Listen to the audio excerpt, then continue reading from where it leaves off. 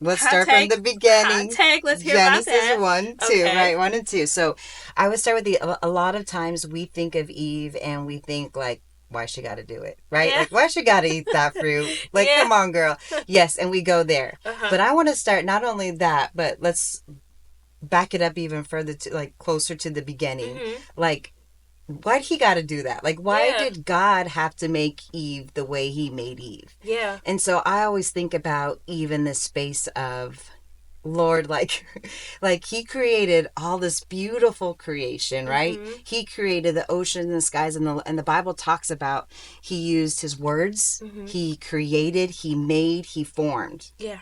but not Eve. He took something out of another creation Mhm. to make her. Yeah. So I think of it like I tell my kids this, like we have Play-Doh, right? And you put Play-Doh and I tell them make four creatures. They're going to make four creatures and then I say make a fifth creature.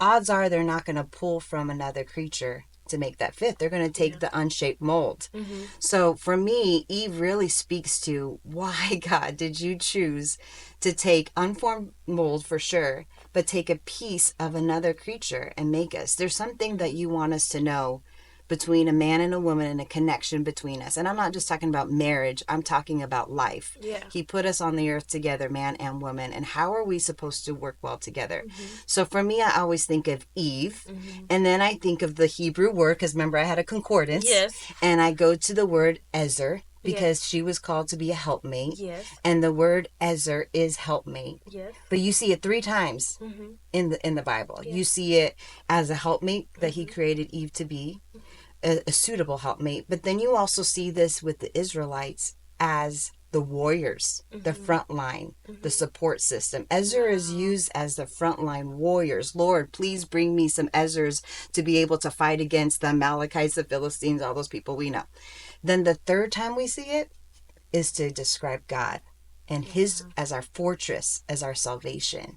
So being called an Ezer as a Mhm. woman Yeah. means something to Yeah. me. Being called the Eve of the world is important to me because I see that we are called to be the fortress, the warriors, the frontliners. I can tell you that because I'm the front line of every puke, every Yeah. vomit, every fever in my house. I'm the first one to get that fever, right? Yeah. So I understand what it is to be the front line. So I really connect Yeah. with Eve in that way, as far as like if we can connect to the Lord and find our purpose as the Ezer in the world, as the helpmates, as the fortress, as the frontliners, then there's just something in me that comes alive as a woman. Wow. Yeah. That's amazing. I love that, and I never looked at Eve that way, and now I need to go dig into Yeah. that Right? again. You've Yeah. inspired me. But I do want to hear the Heard that second Bible. one. Read Yes, Genesis 1 or listen to absolutely. Genesis 1 and 2. But I do want to hear the second Yes. woman that you're also inspired by. Yes, because if you think about us being helpmates and frontliners, what does that even look like, right? Right? So it takes me back now to the New Testament where I Mm-hmm. think of Mary. Wow. I mean, Mm-hmm. That's my girl. think of a Mary, Yeah. and this probably applies to her. There's a lot of them in the Bible, Yeah. but the one that I think of is Mary, the sister Mm-hmm. of Lazarus and Mm-hmm. Martha. And so we read the story of how Mary was at the feet of Jesus, Yeah. and and Jesus says she chose best. Mm-hmm. And so I think as women, and I can share only from my makeup, like strength finders. I talked about that Yes. crew. We talk a lot about strength Yeah, we love finders here. strength finders. Yes, and I love it too. And so if you think about my makeup, my molds, right, that we've been talking about, is I have very strong ones. I have command, Mm-hmm. I have self assurance, I have Mm-hmm. developer strategy. These things that would be considered masculine Mm-hmm. strengths are somehow wrapped in me. So from a young age, I thought, Lord, how do I live out these strengths that are seen more in men than in me and are praised more in men than in women? How do I live these out in a way when I also am very tenderhearted, Mm-hmm. very nurturing, very supportive? How do I live that out in a way that is acceptable to society, Yeah. to the world, to my church, to my family, to my work life?